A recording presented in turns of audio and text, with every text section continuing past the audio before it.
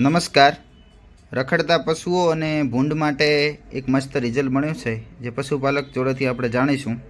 શું નામ છે આપણો? પટેલ ઈશ્વરભાઈ દેવસીભાઈ ચંદનગઢ. પટેલ ઈશ્વરભાઈ દેવસીભાઈ, ગામ ચંદનગઢ, તાલુકો વાવ.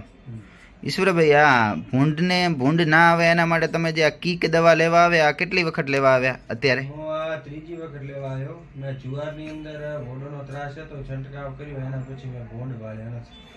બરાબર. અગાઉ તમે 2 વખત લઈને છંટકાવ કરેલો શેઢે પાળે, જેને કારણે તમારા ભૂંડનો ત્રાસ હતો એ ના આવ્યા, ઓછો થઈ ગયો. ઓછો થઈ ગયો, ને બીજી વખત આવ્યા જ નથી. મતલબ એ બાજુનો રસ્તો ભૂલી ગયા, એટલે તમે ફરીથી આ 4 બોટલ લેવા આવ્યા છો. ઓકે. ભૂંડની સાથે બીજા કયા પશુઓનો ત્રાસ રહેતો હતો? રોજ. તો રોજ આવવાની શક્યતા ખરી? ઈ બંધ થઈ જાય. રોજ અને ભૂંડ આવતા નથી. બરાબર. તો તમને રિઝલ્ટથી સંતોષ છે? સંતોષ. બીજા ખેડૂત મિત્રોને શું કહેશો? બીજાને કહું કે ઝાટકામાં ને આમાં પડવું એના કરતાં આનો છંટકાવ કરશો તો તમને સારું.